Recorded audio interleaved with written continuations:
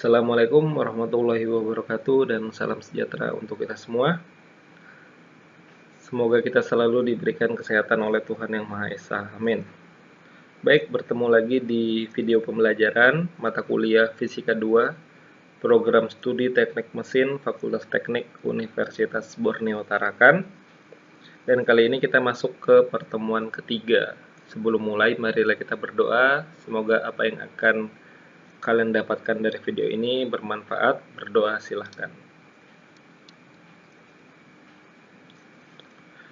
Di pertemuan kedua terkait dengan listrik sudah dipaparkan bahwa listrik adalah suatu bentuk energi yang bersumber dari muatan-muatan subatomik yang terdiri dari muatan positif maupun muatan negatif.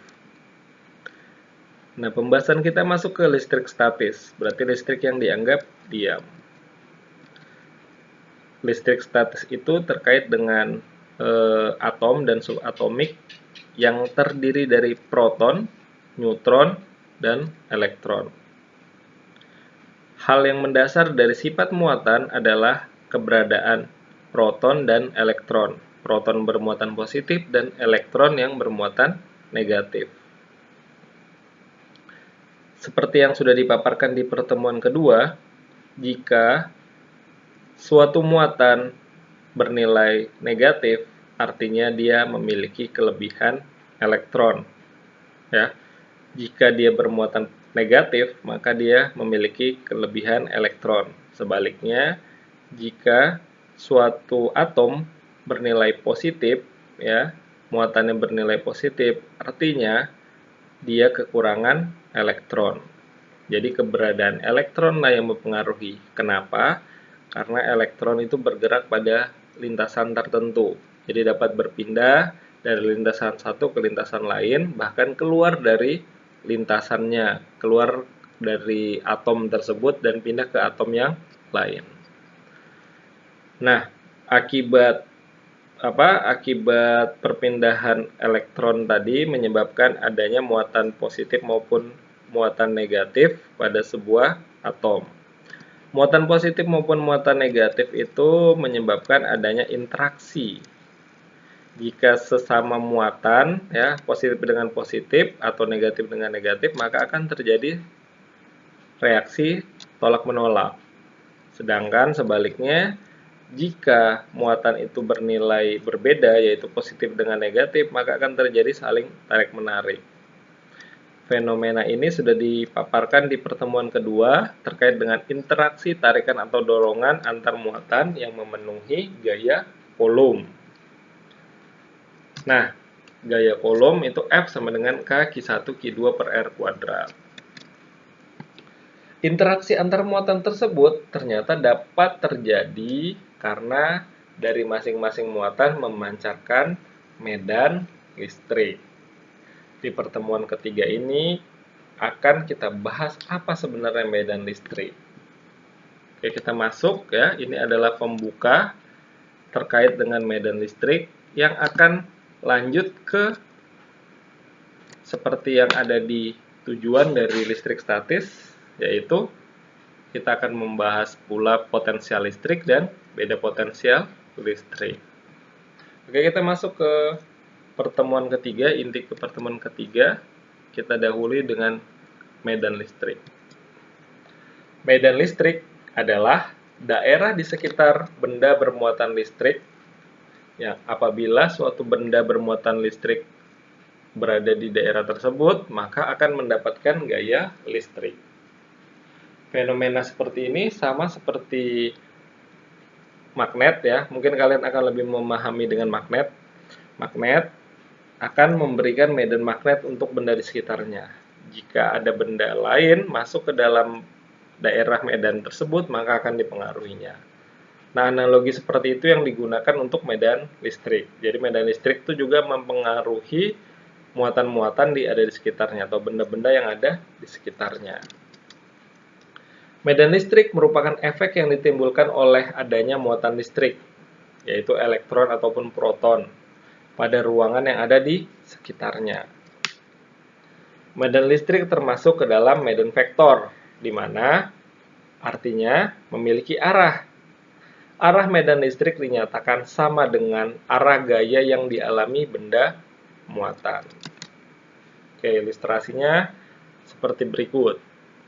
Jadi jika ada suatu muatan Q positif 4, kemudian di dekatnya ada muatan P, yaitu bernilai positif 1, maka besar muatan listrik yang dimiliki oleh Q akan lebih besar, menyebabkan karena sama muatan maka akan terjadi tolak-menolak.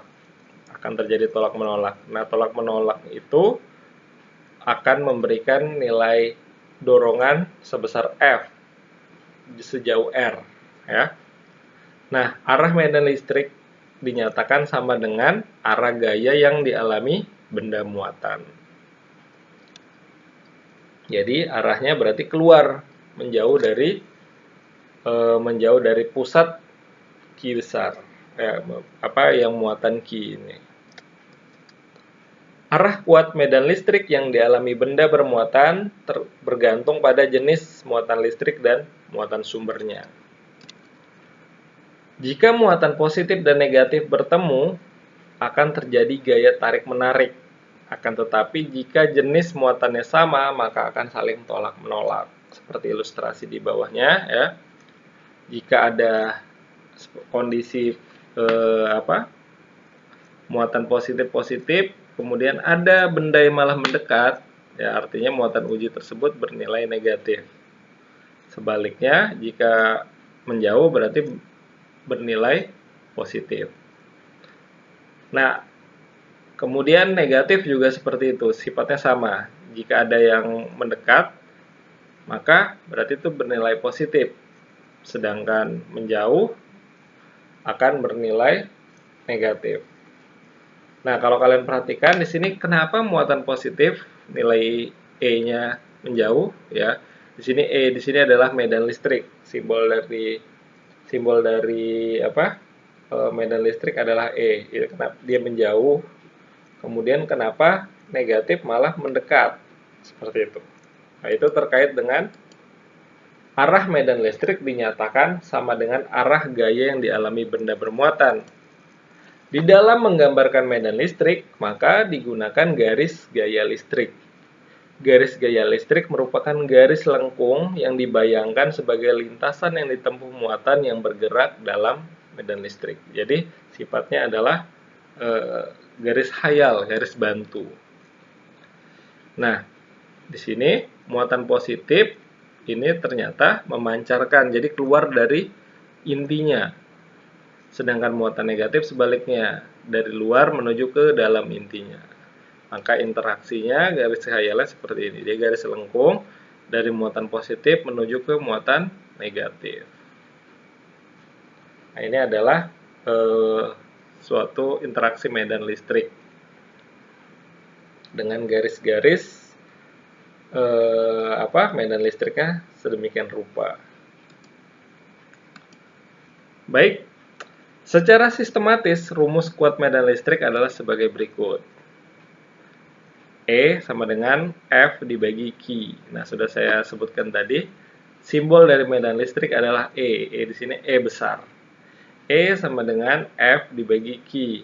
Nah, artinya di sini medan listrik itu adalah gaya, ya, interaksi gaya itu dibagi dengan muatannya, muatan yang dia pengaruhi. Di sini F kita sudah dapatkan di pertemuan kedua, F sama dengan K dikali Q1 Q2 per R kuadrat.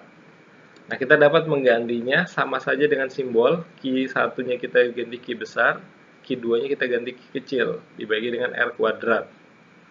Maka kita tinggal masukkan nilai ini F ke dalam rumus ini, maka akan berubah menjadi E sama dengan, ya, K Q besar kali Q kecil per R kuadrat dibagi Q. Nah, di sini kita menemukan dua nilai Q yang dibagi. Maka, ketika Q dibagi Q sama dengan 1. Artinya, bila masuk ke dalam operasi perkalian, tidak perlu dituliskan. Maka, ketika dituliskan kembali, nilai rumus dari kuat medan listrik adalah seperti berikut. E sama dengan K Q per R kuadrat. Nah, jadi adalah dua rumus yang sama, yaitu rumus medan listrik. Yang pertama adalah E sama dengan F dibagi Q, atau E sama dengan K Q per R kuadrat. Nah, Q besar maupun Q kecil ini hanya simbol untuk membedakan. Di mana E ini adalah medan listrik. Lihat ya, di sini E sama dengan F dibagi Q. F di sini gaya itu selalu sama, satuannya adalah Newton. Q adalah muatan, berarti Newton per kolom. Karena satuan dari Q itu adalah kolom. Jadi F sama dengan Newton, satuannya ya, dibagi dengan Q kolom. Jadi F per Q sama dengan Newton per kolom. Jadi medan listrik itu satuannya adalah Newton per kolom. Simbolnya E. Kemudian ada konstanta, sama seperti sebelumnya, yaitu 9 kali 10 pangkat 9 dengan satuan Newton meter kuadrat per kolom kuadrat. Dengan Q yaitu muatan yang memberikan medan listrik, yaitu simbol satuannya adalah kolom, dan R adalah jarak muatan ke titik atau muatan yang dipengaruhinya. Satuannya adalah meter. Oke, untuk lebih memahami, ini ada contoh soal. Tentukan besar dan arah medan listrik di titik P. Nah, ini ada benda, kita sebut aja P, kemudian dipengaruhi oleh muatan Q1 dan Q2. Nah, di sini tidak ada menunjukkan positif atau negatif. Artinya ini berarti muatannya positif. Ya, muatannya positif.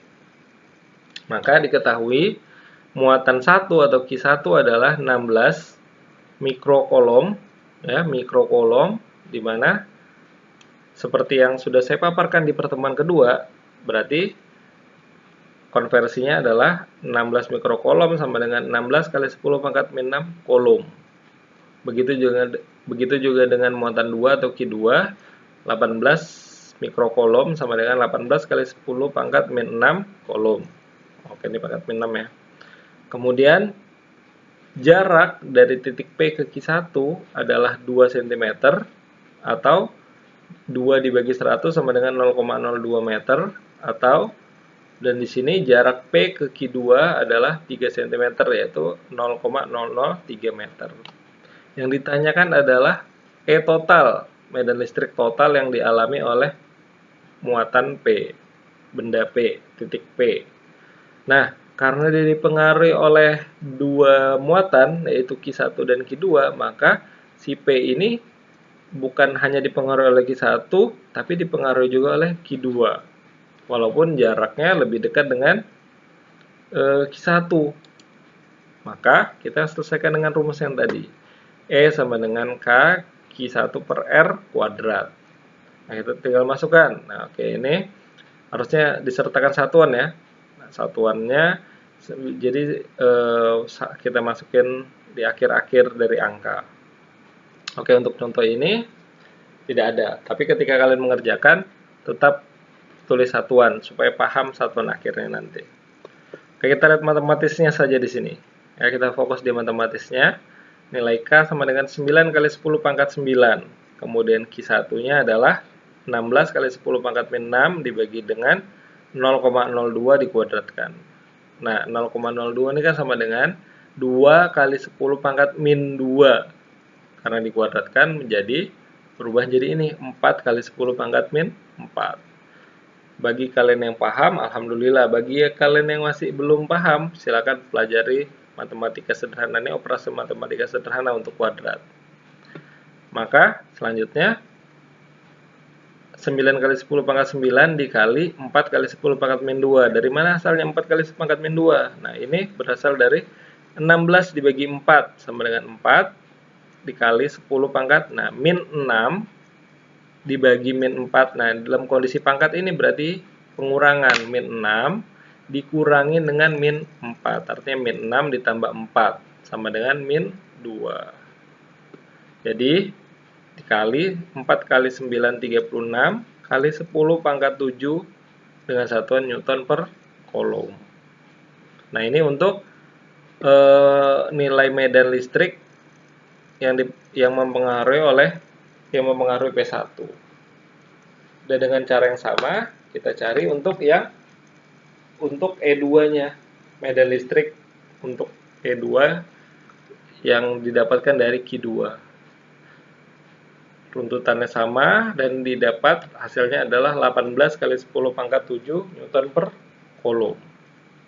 Nah, selanjutnya bagaimana untuk mencari nilai besar medan listriknya? Maka Q1 dan titik P sama-sama bernilai positif sehingga saling tolak-menolak. Dan Q1 berada di kiri. Q2 dan titik P sama-sama bernilai positif sehingga juga akan saling tolak-menolak. Dan Q2 berada di kanan. Nah, dalam kondisi ini artinya semuanya dalam kondisi saling tolak-menolak. Maka kondisi di sini menyebabkan untuk menemukan total energi listriknya, maka E1 dikurangi dengan E2. Ya, saling tolak-menolak berarti dikurangi. Nah, hasilnya tinggal masukkan 36 kali 10 pangkat 7 dikurangi 18 kali 10 pangkat 7. Hasilnya adalah 18 kali 10 pangkat 7 dengan satuan Newton per Coulomb. Nah, arahnya ini kan baru besarnya. Ini hasil untuk besar dari medan listriknya adalah 18 kali 10 pangkat 7 Newton per Coulomb. Bagaimana dengan bagaimana dengan arahnya? Arahnya berarti di sini kita lihat karena nilai E1 lebih besar dari E2, maka arah medan listrik di titik P adalah searah dengan E1, yaitu ke kiri. Oke. Kita lanjut. Setelah medan listrik, kita akan membahas terkait dengan energi potensial listrik. Energi potensial listrik. Telah diketahui bahwa suatu muatan dapat berinteraksi dengan benda atau muatan lain yang disebabkan adanya medan listrik yang menyebabkan timbulnya gaya tarik atau dorong antar muatan tersebut, atau kita sebut dengan gaya Coulomb. Akibat adanya gaya Coulomb tersebut menyebabkan suatu muatan dapat berpindah posisi. Nah, berpindah posisi dari posisi awal ke posisi akhir. Nah, perpindahan posisi muatan tersebut timbul karena adanya usaha. Ya. Dalam fisika 1 telah disebutkan bahwa untuk memindahkan suatu benda dibutuhkan adanya usaha atau kerja. Satuannya adalah joule. Ya. Dalam fisika 1 telah disebutkan bahwa untuk memindahkan suatu benda dibutuhkan adanya usaha atau kerja, di mana satuannya adalah joule. Nah, karena ini berpindah, maka terjadi yang namanya usaha. Usaha dalam hal ini sama dengan perubahan energi kinetik menjadi energi potensial suatu muatan, sehingga besar usaha itu adalah sama dengan energi potensialnya. Nah, jadi seperti yang sudah saya paparkan di fisika 1, usaha itu satuannya adalah joule, dan energi adalah hal yang menyebabkan terjadinya usaha itu juga satuannya adalah joule. Nah, dalam kondisi energi potensial listrik di sini ternyata yang mempengaruhi adanya perpindahan atau usaha tadi. Maka dari itu, energi potensial listrik di suatu titik dalam medan listrik dapat didefinisikan sebagai usaha yang diperlukan untuk memindahkan muatan listrik dari suatu titik ke titik lainnya. Jadi ya itu tadi ya. Energi potensial listrik di suatu titik dalam medan listrik dapat didefinisikan sebagai usaha yang diperlukan untuk memindahkan muatan listrik dari suatu titik ke titik lainnya. Nah, rumusnya seperti ini. Energi potensial sama dengan K dikali Q aksen sama dengan per dibagi R, di mana energi potensial adalah di sini Q di sini kita dapat menuliskan Q1 atau Q2, atau di sini Q besar, Q kecil. Nah, dalam kondisi ini kita tulis Q aksen. Sama saja. Di mana energi potensial adalah satuannya joule, kemudian Q adalah muatan penimbul benda listrik C dalam satuan kolom ya.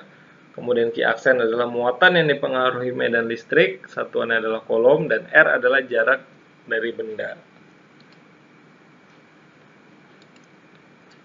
Nah, setelah kita tahu terkait dengan energi potensial listrik ya, yang menyebabkan suatu benda dapat berpindah, ya, suatu benda dapat berpindah dari titik satu ke titik lainnya, selain ada hubungannya dengan medan listrik dan gaya kolom tadi, ada juga usaha yang terjadi yaitu energi potensial listrik.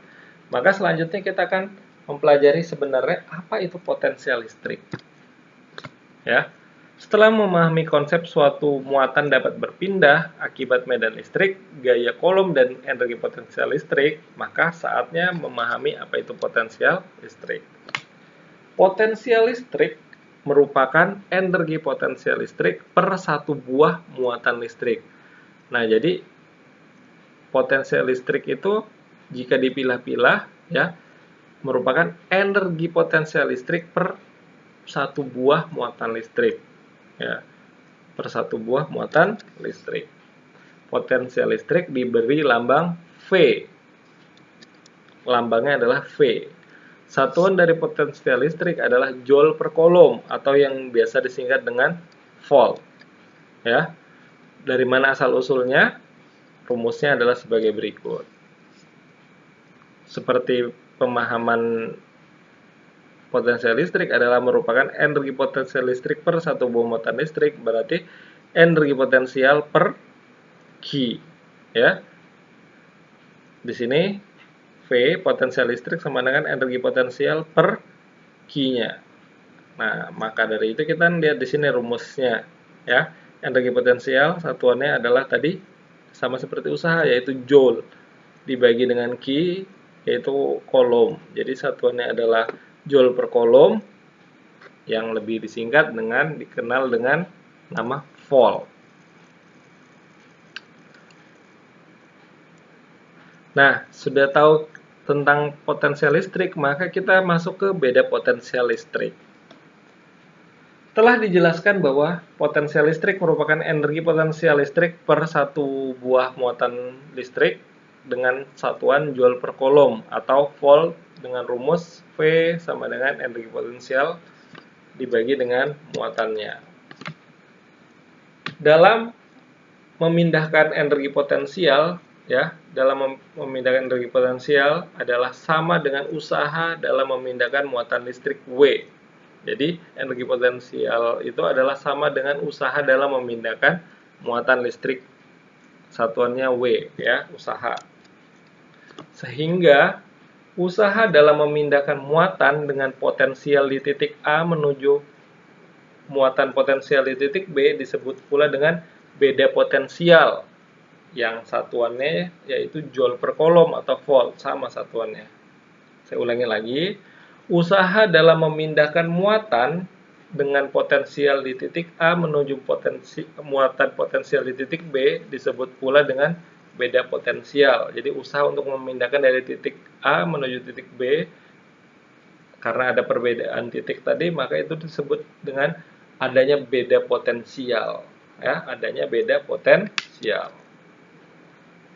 Oke, kita lihat runutan bagaimana beda potensial itu. Nah, di sini adalah W usaha, ya, usaha memindahkan dari titik A menuju titik B, di mana usaha itu ya di paparan sebelumnya terkait dengan rumus, ya, energi ini kan terkait dengan energi potensial, ya. W sama dengan energi potensial, artinya Q dikali V, ya. Kalian tinggal lihat ke rumus yang sebelumnya, V sama dengan energi potensial dibagi dengan Q. Energi potensial kan sama dengan usaha di sini. Maka kita dapat menuliskan W sama dengan Q dikali V. Ya, kalau kalian masih bingung, rumus ini sama dengan yang di depan tadi, tinggal kalian mundurkan videonya. V sama dengan energi potensial EP per Q. Maka kita dapat menuliskan EP sama dengan Q dikali V, di mana EP sendiri adalah W. Nah, W ini adalah usaha. Usaha adalah berarti gaya dikali dengan jarak. Nah, ini adalah fisika 1. Ya, fisika 1 berarti gaya dikali dengan jarak. Jaraknya dari A menuju ke B. Maka selanjutnya F di sini adalah gaya. Nah, di rumus yang di depan juga ada terkait dengan gaya, hubungannya terhadap energi potensial, terhadap medan listrik ya. Medan listrik berarti E dikali Q sama dengan F. Karena di situ disebutkan medan listrik ya, E ya, medan listrik gaya medan listrik itu hubungannya dengan gaya dan muatan.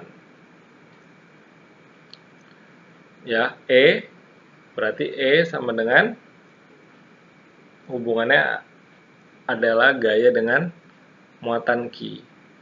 Maka kita dapat menemukan di sini ada 2 Q yang sama. Yaitu kita coret ya, dibagi berarti sama dengan 1.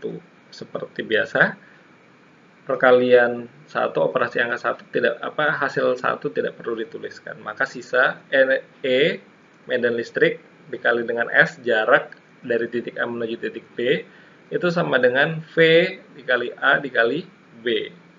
Maka potensial, beda potensial antara AB itu sama dengan ini, medan listriknya dikali dengan jaraknya dari A menuju ke B. S ini jarak ya, S space, jarak.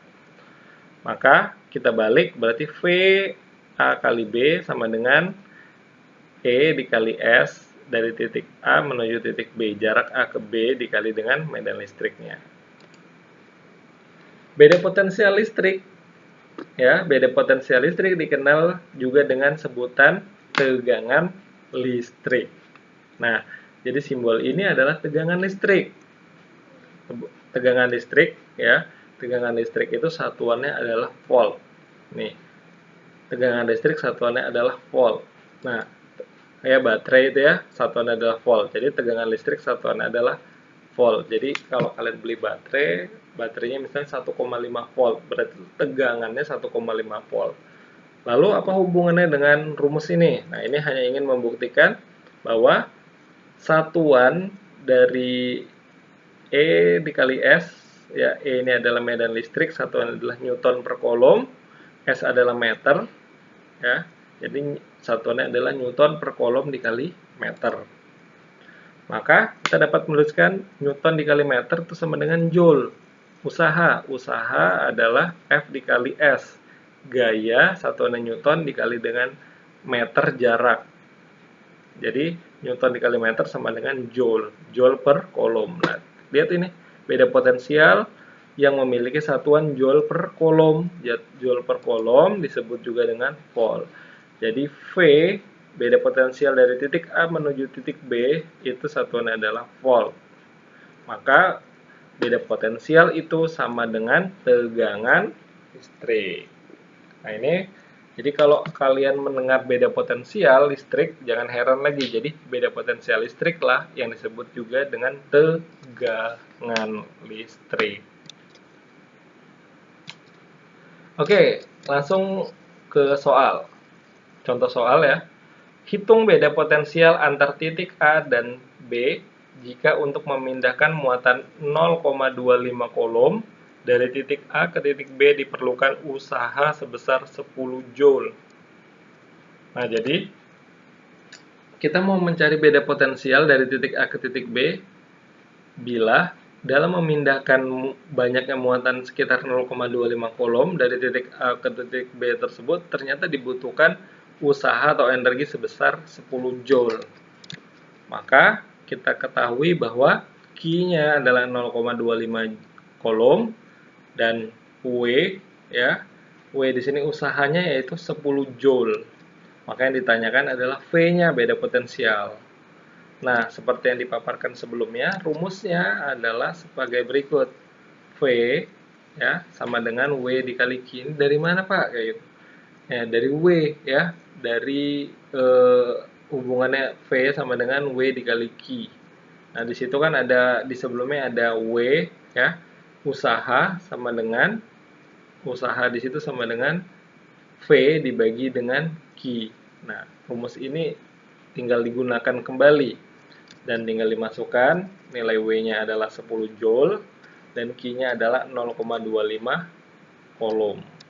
Tinggal dikali 10 kali 0,25 sama dengan 2,5, satuannya adalah volt ya. Satuannya adalah volt. Oke, di sini ini ada revisi ya. Kalian revisi bersama. Nah, kan di sini V sama dengan energi potensial per Coulomb. Nah, di sini bukan dikali tapi dibagi ya. Oke, sekalian saya koreksi, 10 dibagi 0,25 10 dibagi 0,25 berarti jawabannya berapa? 10 dibagi seperempat ya kan, 0,25 itu kan seperempat, jadi 10 dibagi 1/4 artinya 4 dikali 10 berarti 40 volt. 40 volt jawabannya ya. 0,25 itu sama dengan seperempat, berarti 10 dibagi 1/4 berarti 10 naik angka 4-nya, 10 dikali 4 sama dengan 40 volt. Bagi yang masih bingung, silakan pelajari, ini matematika sederhana. Nah, jadi dari bentuk soal ini diketahui bahwa beda potensial ya, beda potensial antar titik A ke titik B adalah sekitar 40 volt. Jadi nilainya adalah 40 volt. Oke, baik, ini pertemuan ketiga. Pertemuan ketiga sudah selesai. Dan selanjutnya kita masuk ke pertemuan keempat di video selanjutnya terkait dengan listrik dinamis. Jika ada yang mau ditanyakan, bisa ditanyakan langsung ke grup WhatsApp atau silakan tanyakan nanti di Google Form pada absen yang saya berikan. Baik, saya akhiri. Assalamualaikum warahmatullahi wabarakatuh dan salam sejahtera untuk kita semua.